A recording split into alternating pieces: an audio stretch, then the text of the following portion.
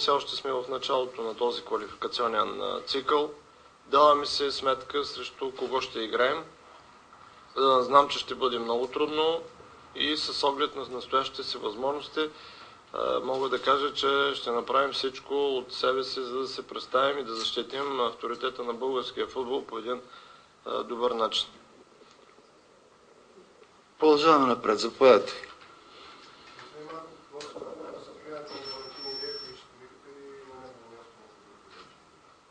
За съжаление, вчера разбрах за контузията на Валю Илиев. Не съм запознат с никакви подробности, тъй като контузията не е минало достатъчно време след контузията, за да може да се установи точно какъв е проблема и от каква важност е тя. Днес той ще бъде прегледан от лекара на отбора и чак тогава евентуално ще има някаква диагноза.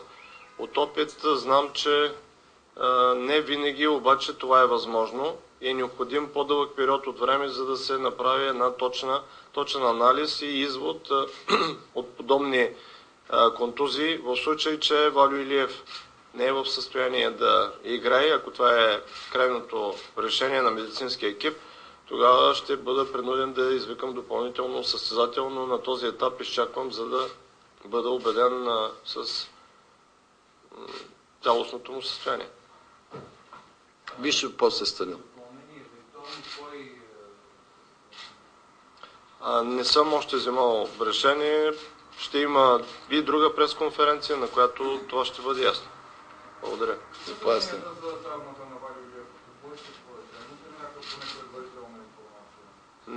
Имам информация до толкова, доколкото че е получена тази контузия, но никакви подробности, тъй като и той самия не може да каже какви са, доколко е тежка. Той има опасение, но не можем от дистанция така да бъдем запознати. А той не е пристигнал още в лагера? Все още не е пристигнал. Заповядай, Банов. Ще продължа с проблемите Рангелов и Янков. Как е за друг пазари контузии? Знаете ли нещо за тях? Доколкото съм запознат, с Рангелов твърдо не е заради контузия. Мисля, че такъв е случаят и с Чавдар Янков.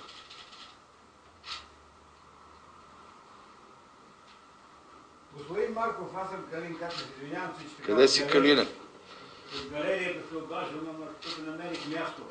Едно от притесненията вече стана факт за Валентин Илиев. Откъде могат да дойдат за вас други притеснения за тези два мача?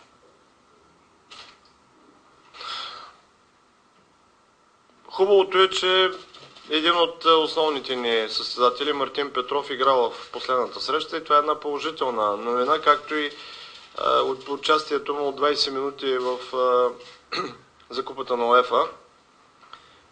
Ясно, че обаче негативните новини са повече, какъвто е случая с Валю Илиев, с току-що зададения въпрос относно Рангелов и Чавдар Янков.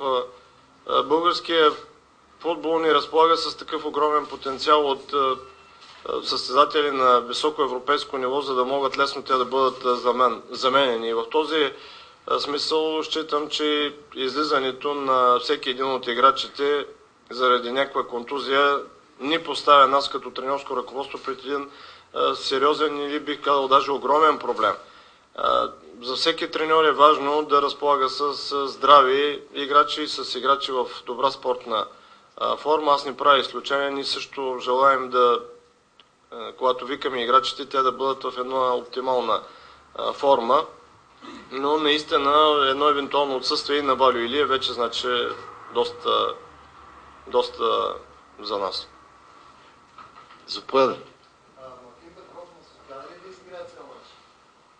След като е играл вчера срещу Ливърпул, значи е в състояние. Ще разчитате на него. Въпрос. Приканвам ви въпросите да бъдат по-сериозни. Естествено, че ще разчитам след като съм го извикал. Вървим напред. Заповядай. Господин Марков, мачовете с Италия, матч с Италия всъщност може да се сравнява само с последното гостуване в Холандия като сила на съперника. Двойки, които изиграхме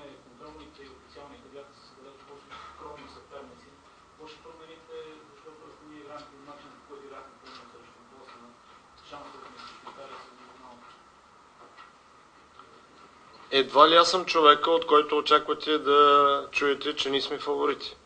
И никога не съм си позволявал подобно нещо. Започнах тази пресконференция с думите, че се даваме сметка и знаем много добре, че играем срещу настоящия световен шампион.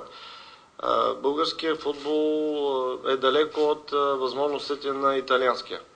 И това е нещо, което е очевидно и не мисля, че в момента трябва да говорим за това нещо. Що се отнася до това какво ще противопоставя, това са футболистите, чието имена ви много добре знаете. Никой от нас не е магиосник, нито може да измисли нещо ново във футбола, което до така степен да изненада един съперник, още повече такъв, какъвто ние имаме в лицето на Италия.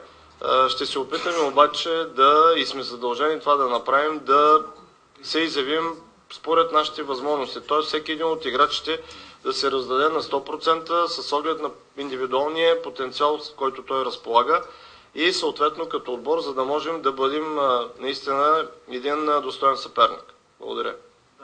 Заповядайте.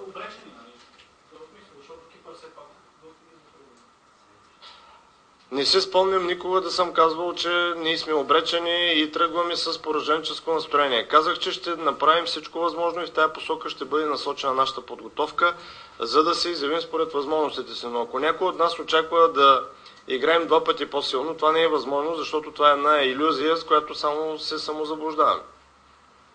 Канал 3 имаше въпрос и след това.